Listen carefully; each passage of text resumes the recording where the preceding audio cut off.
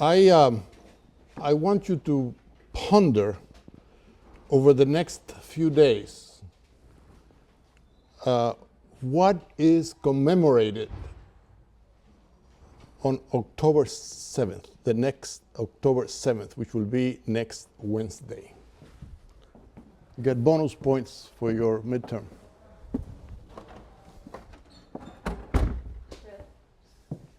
If you know it right off the top of your head already, you can tell me. If not, think about it, and you may come up with it. It's something very relevant to this course, and I can see that my TAs, the graduate students, are also puzzled by it. You can go home and Google it, and maybe it'll come up, but. We'll talk about it on Tuesday, which will be the eve of the anniversary of you. Okay. We are going to talk today mostly, but not exclusively, about the novel of the Curious Impertinent, as you can anticipate by the various triangles on the board. Cervantes was criticized in his time for the inclusion of this novel in part 1 of the Quixote. He answered his critics through his characters who speak about that criticism. Chiefly a character called Sansón Carrasco, whom you will meet when you begin reading part 2 very soon. And he also talks about it in the prologue to part 2. And Cervantes refrained from inserting any novels like this in part 2. So he took the criticism to heart. As I said in my last lecture, Cervantes was trying to combine the sequential kind of plot of the chivalric romance, one adventure after another,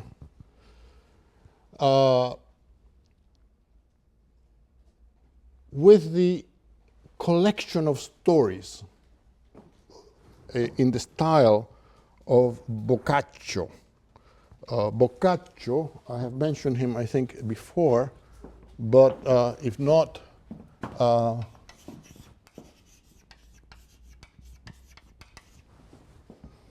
Boccaccio, Giovanni Boccaccio, 1313, 1375.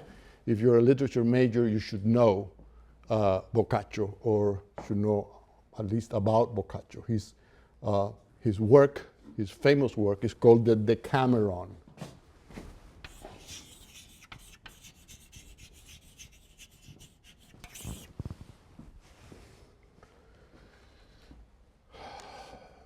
Now, not that the chivalric romances didn't have convoluted plots, but the insertion of a novel like this was not one of its features.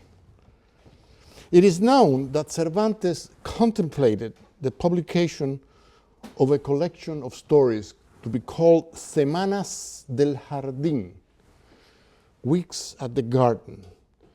And he did publish in 1613 the collection of stories that you have, and from which you will read, called the exemplary novels, novelas ejemplares.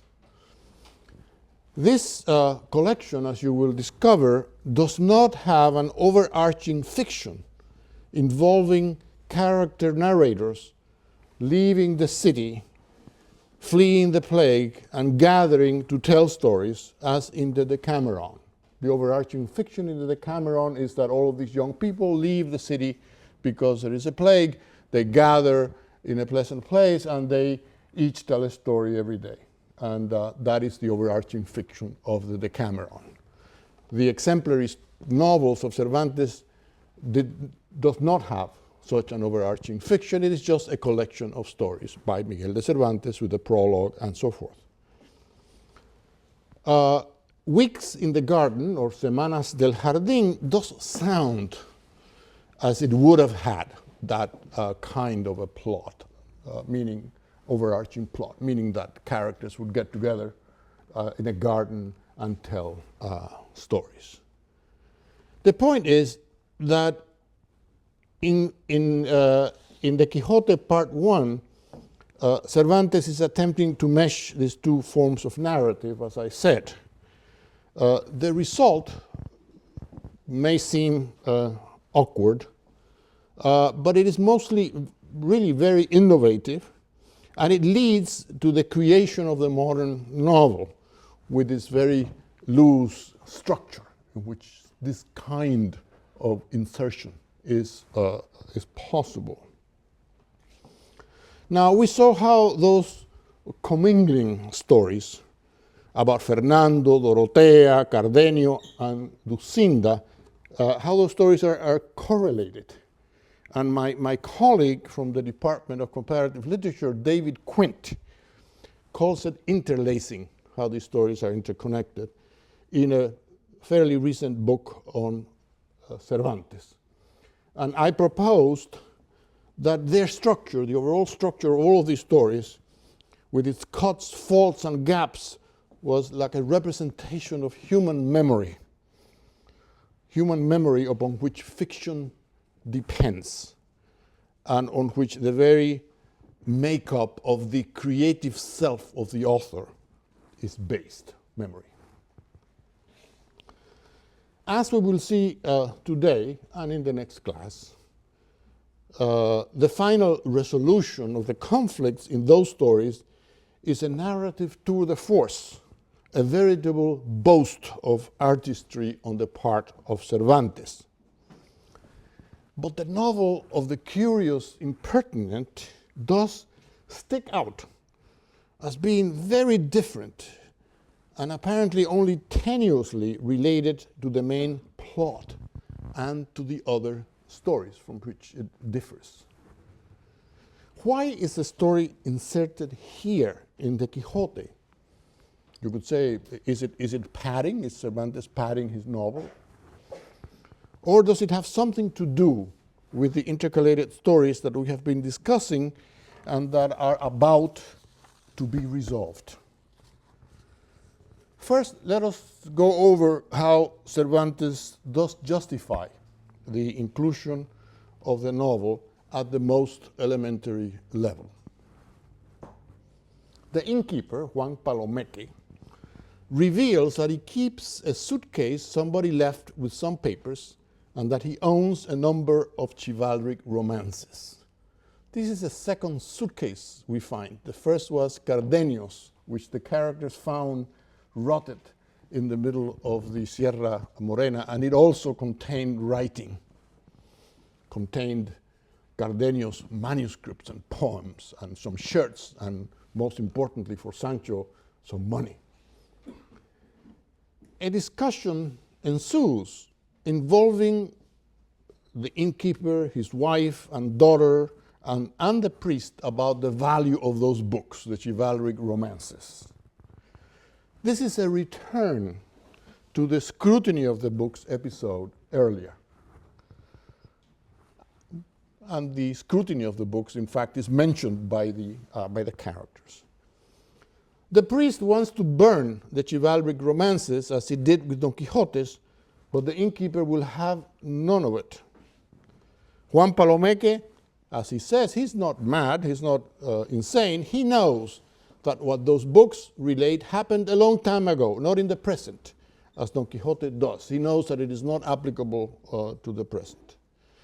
In addition, he maintains that the romances of chivalry provide entertainment when, at harvest time, the workers gather around at the end of the day and someone reads out loud from one of them.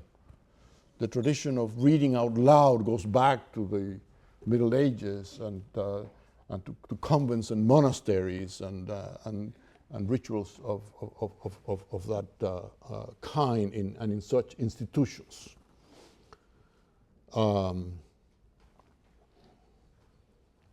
He says that it provides solace and rest and relaxation at the end of work. The innkeeper's wife and daughter, for their part, are fond of the love scenes, and they talk, particularly the daughter, about the love scenes that move her so much. Juan Palomeque defends the veracity of the chivalric romances, saying that these books are published with the approval of the Crown's councils. They have the stamp of the Crown Council. How could the Crown allow books of lies to be published? Of course, he has a very primitive notion about printed books and so forth. He is corrected by others, the priests mostly, but to no avail. He still sticks to his guns. But no books are burnt. Juan Palomeque's books are not burnt. There will be soon another scene with a character who is the canon of Toledo. You will learn what the canon of Toledo or what a canon is when we get to that part, in which the romances of chivalry will again be discussed, but at a theoretical level by very well-educated and well-read characters like the priest, the canon of Toledo, and Don Quixote, and so forth. But here Cervantes seems to be emphasizing that the romances of chivalry do have a function in society. They furnish relaxation to the common people. It is foolish to take Cervantes at his word when he says that he has written the Quixote to demolish and banish romances of chivalry. There are people who still take him at face value on that. But in fact, the Quixote, as with all parodies, is both a critique and an homage to the romances of chivalry, and it is perhaps the last of the romances of chivalry. So we must not take, I don't think, Cervantes seriously when he says that he wrote the book simply to do away with the romances of chivalry. Remember what I said before, that by his time, essentially, the fashion of publishing them anyway had ended, but they continued to be read, at least if we take the Quixote as evidence of their being read by the common people.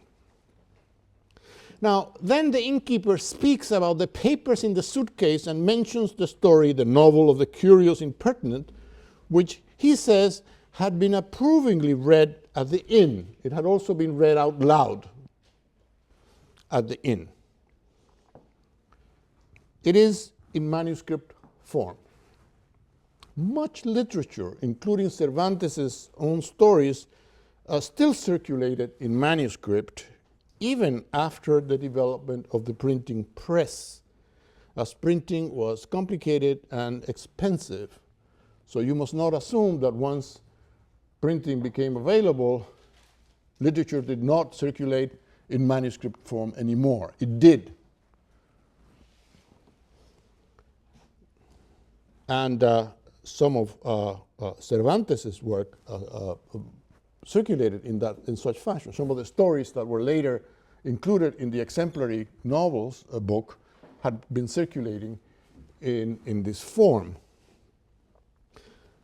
This is then another self-referential moment in the Quixote. It is, to me, clear that it is Cervantes himself who left that suitcase there with the manuscript.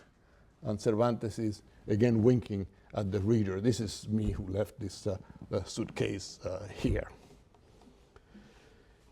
It is clear, too, that he has found a way to publish the story by inserting it here in the Quixote. That doesn't mean that he's just padding the novel. The long short story, the novella or nouvelle, in the manner of Boccaccio, was a form with which Cervantes felt very comfortable, as you will discover when you read the exemplary stories, And as you have already discovered in these intercalated stories, that this sort of long short story is a form that Cervantes favored. Now, let us not miss the irony, which is easy to miss. We have to read carefully, remember, read for details. That it is the irony that it is the priest who reads out loud the novel of the Curious Impertinent. This perverse, twisted love story is told in the voice of a representative of the church. This priest is a very complicated character, as you are discovering. He invents chivalric romances, and he's out in the fields chasing Don Quixote, and it is, to me, very ironic that you have the priest reading this story. Cervantes loves these ironic games. It is the priest who, at the end, does a critique of the story and asks permission to have it copied later. Cervantes is engaging here in some self-criticism, but also in some self-praise, having one of his characters praise the story with some reservation, but the priest praises it. This priest, as we have already learned, is also a literary critic, as we discovered in the episode of the scrutiny of the books.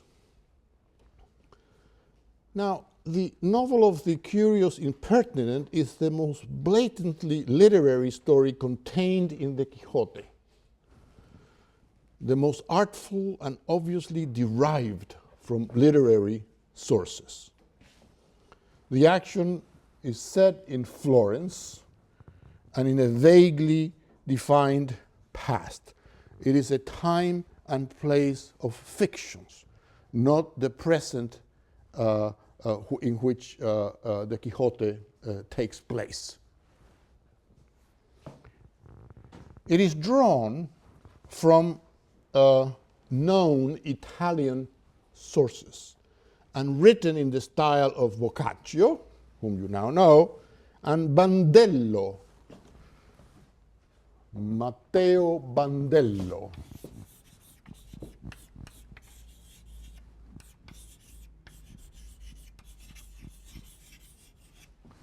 This course is under the aegis of the literature major, that is comparative literature, so you are getting quite a bit of Italian literature here, which is inevitable. Matteo Bandello, 1485-1561. He was one of the great short story writers already of the 16th century, much read throughout Europe, and in fact one of his stories inspired Romeo and Juliet. Shakespeare, as you know, was very fond of reading Italian literature. In fact, the novel of the Curious Impertinent is actually drawn from Ariosto's Orlando Furioso. I have mentioned Ariosto several times, but I will mention him again now.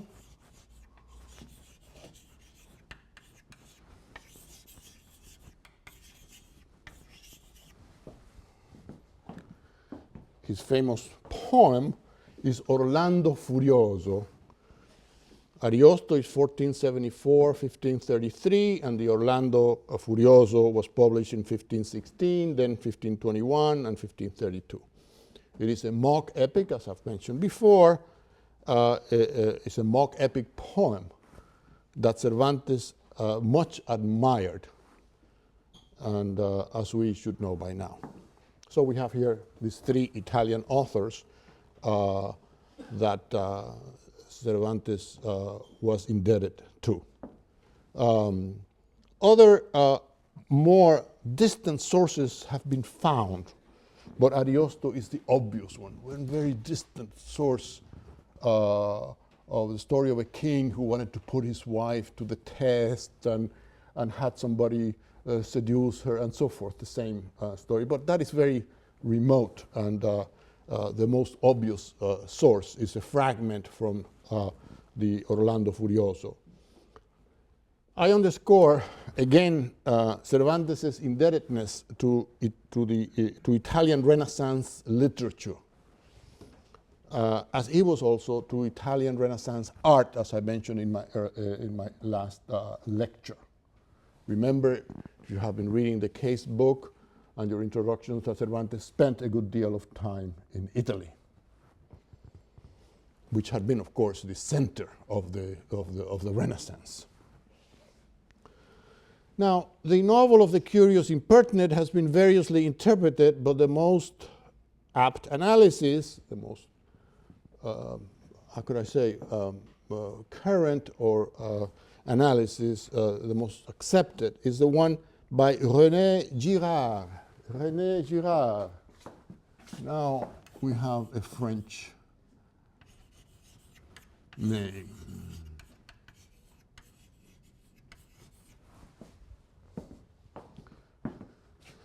Girard was a French professor who taught in the United States nearly all of his life. His most famous book was called in the original Mensonge romantique et vérité romanesque, known in English as Deceit, Desire, and the Novel. The original, the first publication was 1961.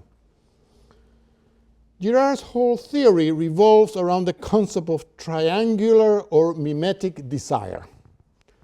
This desire is both external, when it applies to a novel and its sources, the previous books that it imitates, and internal when it applies to the protagonist's love relations. And in fact, Girard will claim that all novels contain, the kernel of all novels is this kind of mimetic triangular desire. And his book contains analysis of famous novels in the European tradition like Madame Bovary, Les Rouges et les Noirs, and so forth. I much recommend his book. Now, the story by Cervantes, the novel of the Curious Impertinent, is crucial to the development of Girard's theory, and indeed it may have inspired his theory. It is that important. Girard writes, and this I know is a little dense quotation, translated from French into a little awkward English. I'll read it very slowly so that you can follow it. He says, "The existence of the novel of the Curious Impertinent in the Quixote has always intrigued critics. The question arises whether the short story is compatible with the novel. The unity of the masterpiece seems somewhat compromised. It is this unity which I revealed by our journey through novelistic literature," his journey in the book through novelistic literature, in which he shows that this triangular desire exists in all his novels. "Having begun with Cervantes," he begins his book with Cervantes, "we return to Cervantes and ascertain that this novelist's genius has grasped the extreme forms of imitated desire. No small distance separates the Cervantes of Don Quixote and the Cervantes of Anselmo, since all the novels we have considered in this chapter, as they show. Yet the distance is not insuperable, since all the novelists are linked to each other. The simultaneous presence of external and internal mediation in the same work seems to us to confirm the unity of novelistic literature. And in turn, the unity of this literature confirms that of Don Quixote. One is proved by the other, just as one proves that the earth is round by going around it. The creative force of Cervantes is so great that it has been exerted effortlessly throughout the whole novelistic space. All the ideas of the Western novel are present in germ in Don Quixote." I continue reading Girard. "And the idea of these ideas, the idea whose central role is constantly being confirmed, the basic idea from which one can rediscover everything, is triangular desire." That's the end of the quote. I'm sure this sounds very strange and obscure to you if you haven't heard about it before, but I tell you, once you understand it, you may glean something useful about your love life. I said that reading the Quixote would provide lessons for living. When I was a graduate student, this book was the rage, and everyone was interpreting his or her love relationships in terms of triangular desire. So you don't have to make any confessions at the end of the course, but you might, if you want, tell me if this has helped you in any way understand your life. For Girard, desire is never spontaneous. It's never a spontaneous one-to-one relationship, but mediated. One desires a man or woman because he or she is desired by another. It is that presumed desire by the mediator that makes her or him attractive. I say presumed because then the mediator's desire must yet have another mediator to exist as such, and then there will be a sort of an endless series of mediations. But we are focusing on one triangle at a time. Jealousy, in other words, is a requirement for desire, for love. You can now think of all the novels you have read in which jealousy plays such an important role. Proust is full of jealous characters. Hence, imitation of the mediator, the one of whom one is jealous, is of the essence because of the belief that she or he is loved by the object of our desire, if you followed that. This is the mimetic part of desire, which may lead to desire for the mediator in the guise of desire for the original object of desire. That is, you love so much the mediator that you wind up loving the mediator, not loving the person that you thought you began loving. We'll see some of that in the novel of The Curious Impertinent.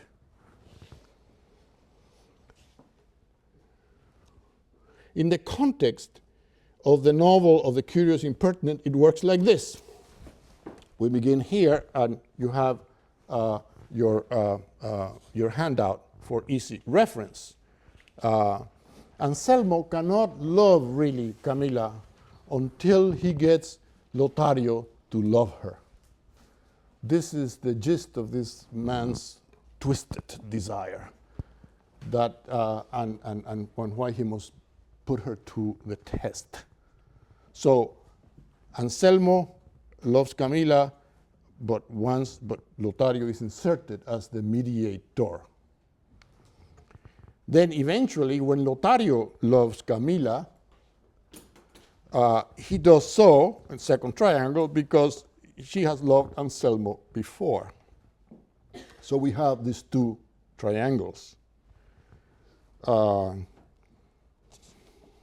Now, this story may well reveal a hidden sub-story of the kind we have been finding when characters tell stories.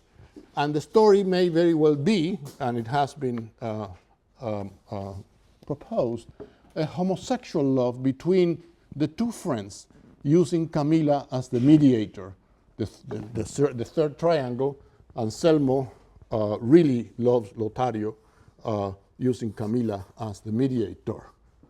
Nicolás Wey Gómez, Wey, W-E-Y, Nicolás Wey Gómez has written a very persuasive article, not only about that relationship between the two, but also showing that Anselmo's illnesses, both physical or psychosomatic, are feminine in the medicine of the time, to underscore the nature of the relationship between these two.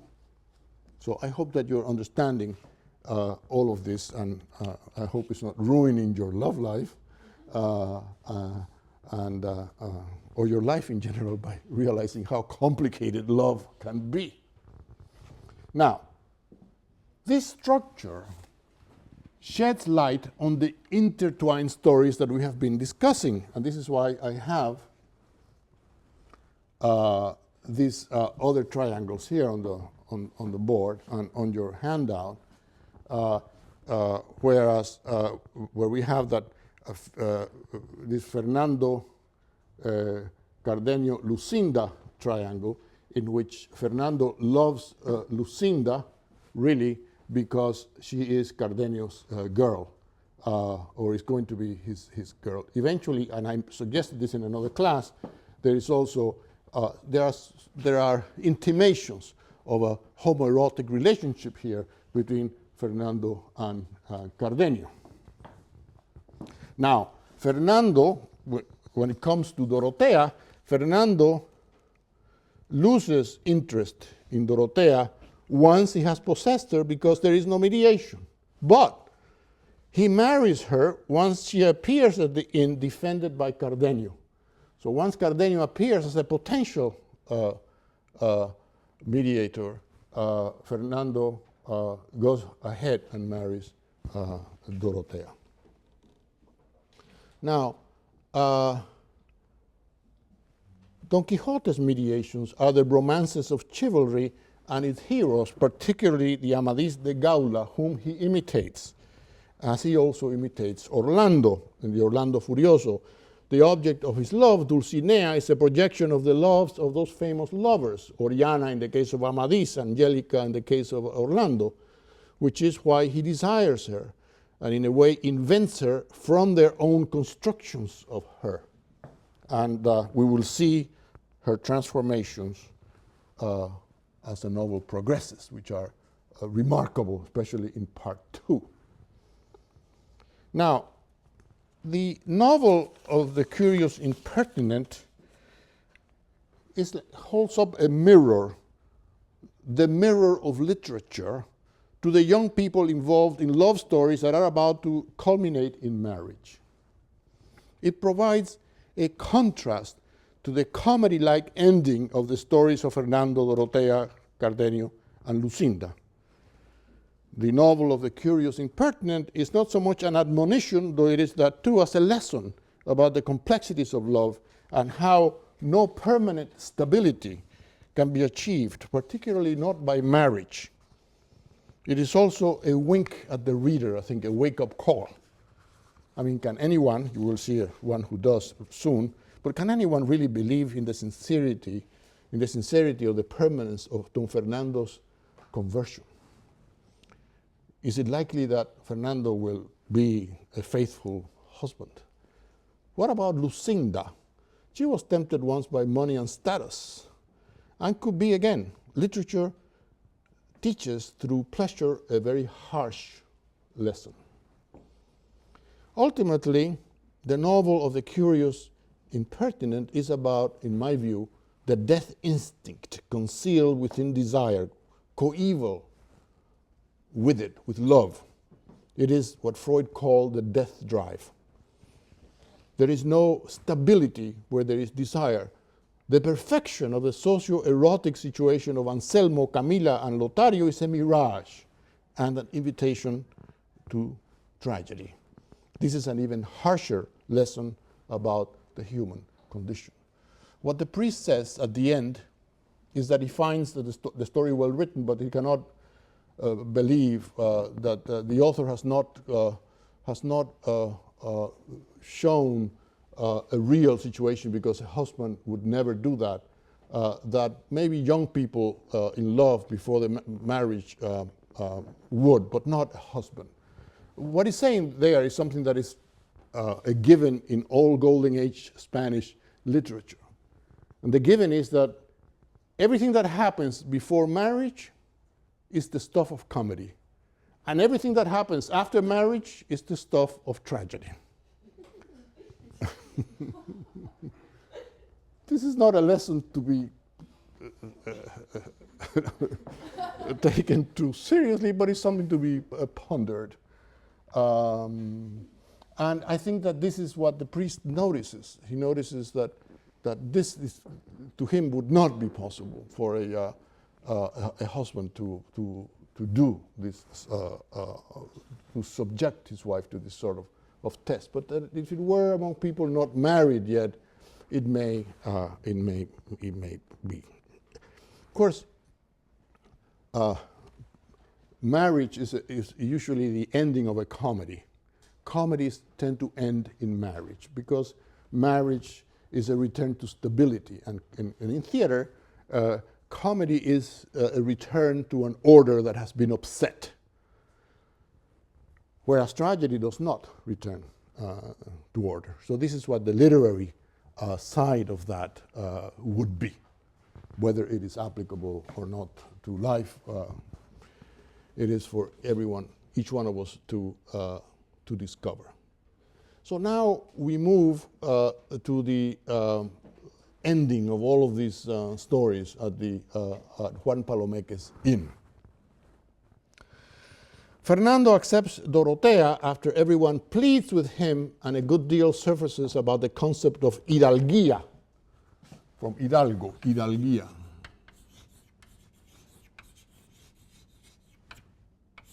She pleads her case with as much verve as Marcela did in an earlier episode, and with very thorough knowledge of Castilian law.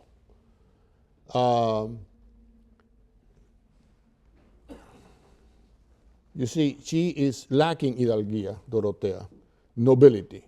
But hidalguía is passed on through the male line, not the female line, as we've mentioned here before. This is what she underscores in her own defense. Cardenio has his Lucinda, who has the hidalguía, but not the wealth Dorotea has. So there is, I mentioned in the earlier class, sort of a crisscrossing here, mirror image of the two women. That is, Dorotea has no nobility but has money, and Lucinda has very little money but she has nobility, and so forth. Lucinda, by the way, in the midst of all this, had been kidnapped from a convent and brought to the inn in what turns out to be a side story not told in detail. These stories could be extended ad infinitum if you pursued every one of them. But remember, Lucinda had been kidnapped, and she's brought back for this ending. Javier Herrero, whom I mentioned in the last class, and I mentioned him here again with respect and sometimes to disagree with good old Javier, who is is retired now, very competent critic,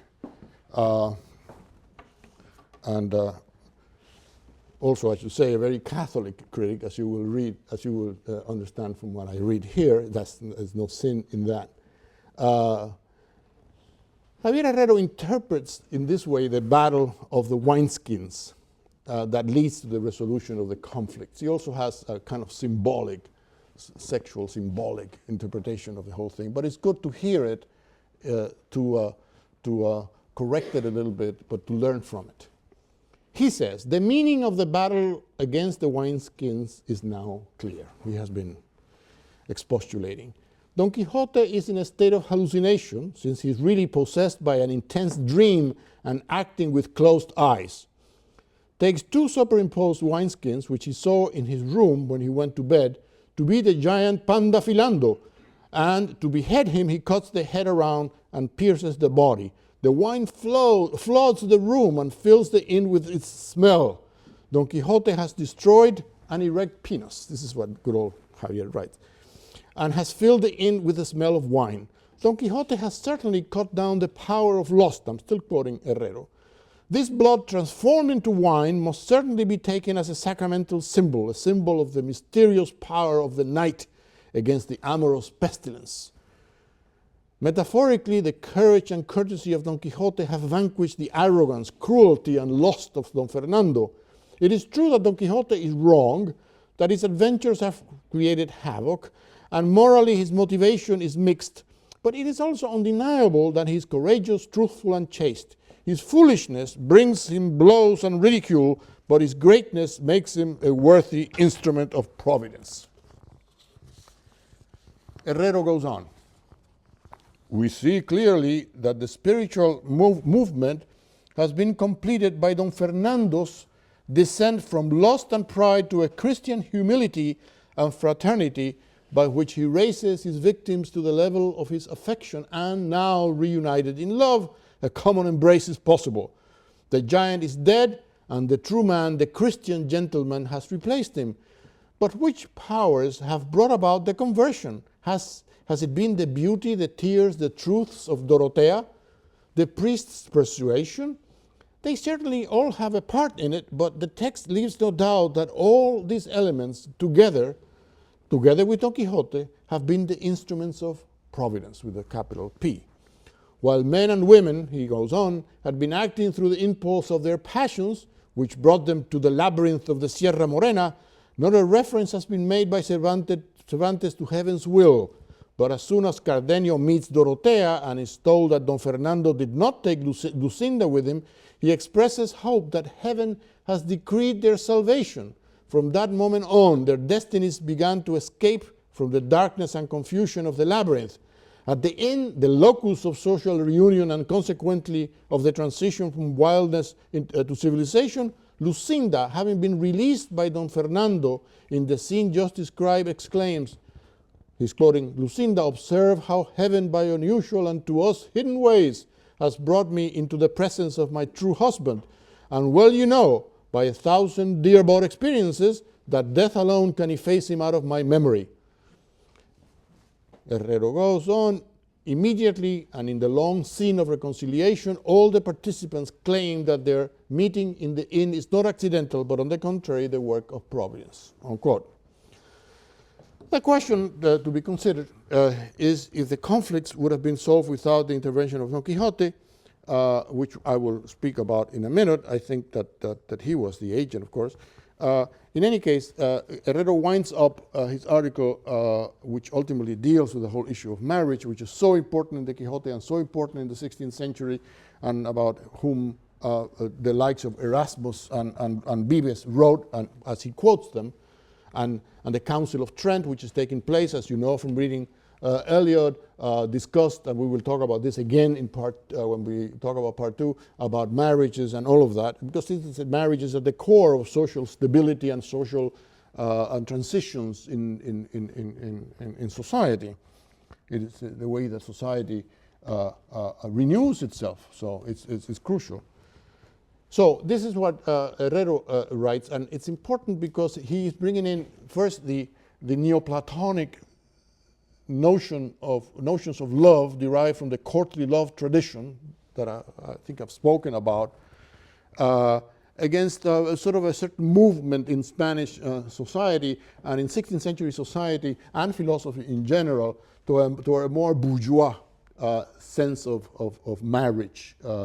You remember, I think I've spoken about the courtly love tradition. The courtly love tradition, which is one of the great how could I say,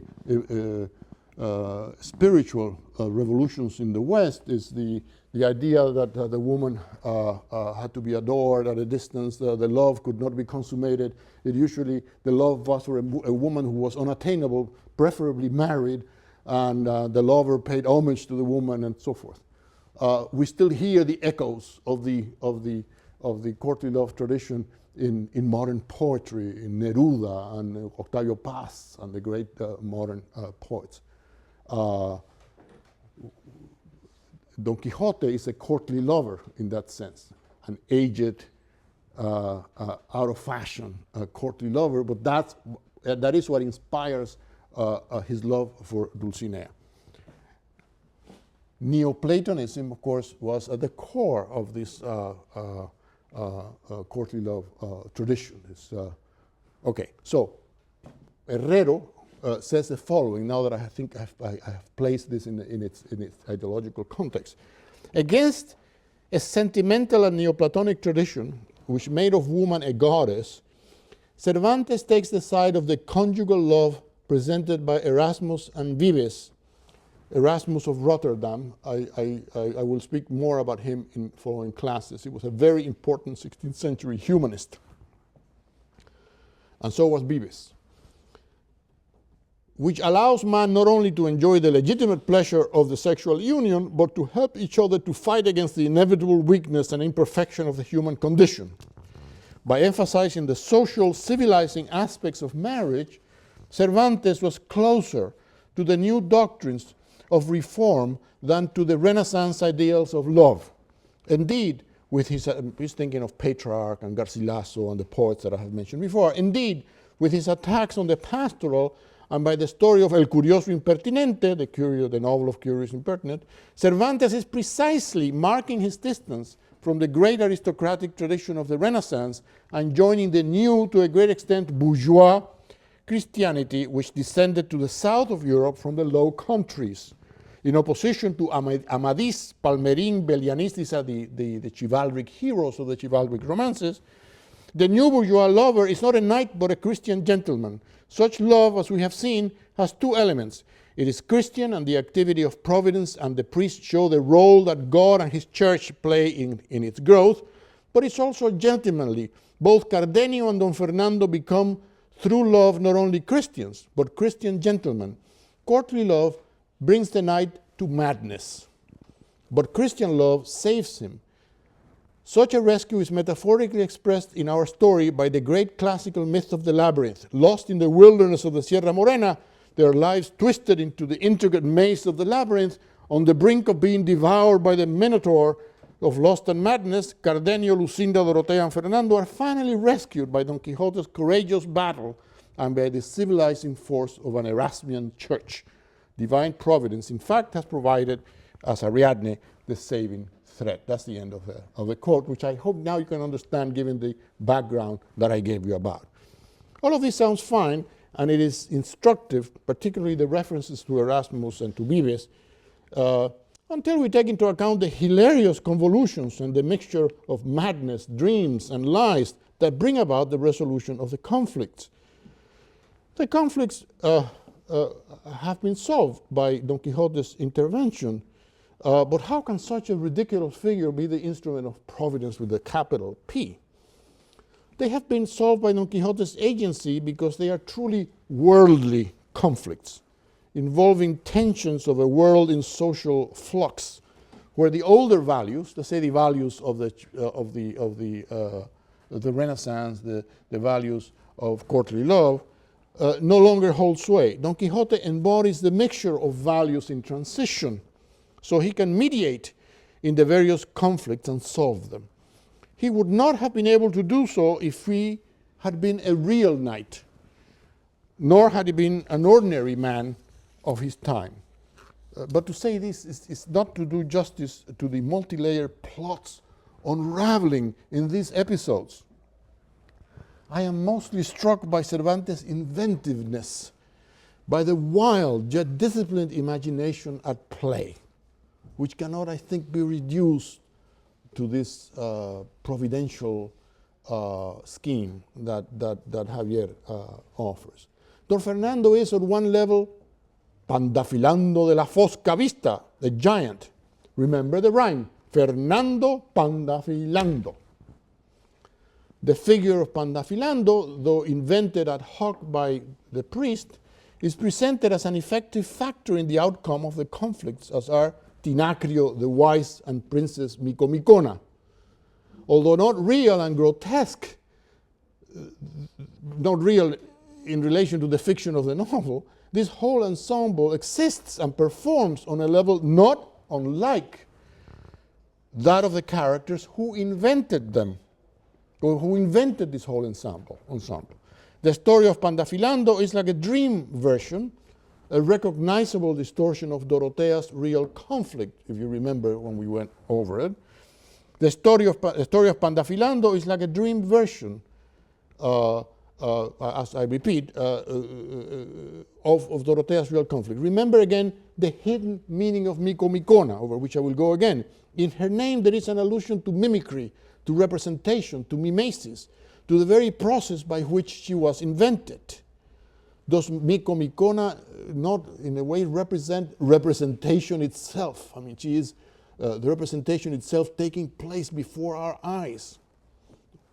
Are all these inventions of characters by other characters similar to Cervantes' invention of his own characters in the Quixote? And this is what this whole thing is telling us.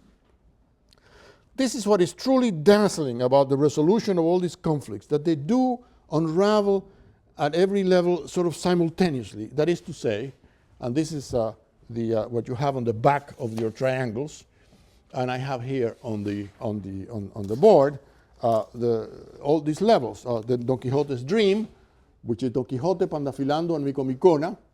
He cuts the head off of the giant, he thinks, in the dream. The metafictional creation by the priest, that story that the priest invents and that Micomicona then performs, meaning Dorotea. Don Quixote, Fandafilando, Micomicona, Tinacrio, all these characters in that novel that the priest and Dorotea invent. And then there is a fiction of the novel, which is Don Quixote, Don Fernando, Dorotea, and so forth. All of those levels sort of collapse together and the conflicts are resolved by Don Quixote slaying the giant that is cutting and bursting poor Juan Palomeque's wineskins to his horror. It is a stroke of genius that the process of restitution will be motivated by Don Quixote's nightmare, which comes to interrupt the reading of the novel of the Curious Impertinent, and the point, incidentally, near the end, which is when it's about to unravel, when that novel is about to unravel. Another case of these interruptions. In the dream, Don Quixote completes the story of Princess Micomicona. That is Dorotea's predicament translated into the language of chivalry, like Don Quixote's psychotic delusion, remember, about Queen Madásima having had an affair with this surgeon, which was his version of Lucinda being deflowered by Don Fernando. Now, this version of Dorotea's imbroglio, true to the name she assumes, is a grotesque parody of her story. I go back to what I have just said. Remember that Mico means monkey. Micomicona is the twice monkey with an augmentative, like that. Remember the augmentative in segundón that I mentioned? Segundo, segundón. From second, segundón is a big second. Grande, grandulón in Spanish, lomox, for a lomox and so forth. Micomicón is an augmentative involved there. Micomicona. Remember monkey see, monkey do, and all of that. She's a big, blown up, distorted copy of Dorotea. This is what Micomicona is. The ending of Dorotea's story in that register is what breaks off the reading, as I mentioned, of the novel of the Curious Impertinent. That story will be resumed and comes to its very tragic ending, while those of Cardenio, Lucinda, Dorotea, and Don Fernando will have a purely comic one. Happy endings, as I mentioned, with marriages are typical of comedy. This is yet another intersection of the two stories here, with the accent on section, on crossing, on cutting. The ending of the novel of the Curious Impertinent reveals its artificial literary quality when the reading is concluded, and as I've mentioned, the priest remarks, as I said, that it doesn't sound right for a husband to have done something, that it's not good mimesis. And then there follow the court-like scene of reconciliations between the various, among the various couples, and restitutions made, including restitutions to the barber whose basin was, you haven't gotten there, but you will see that there's a series of restitutions to all the characters who've been injured or damaged in some, or harmed in some way.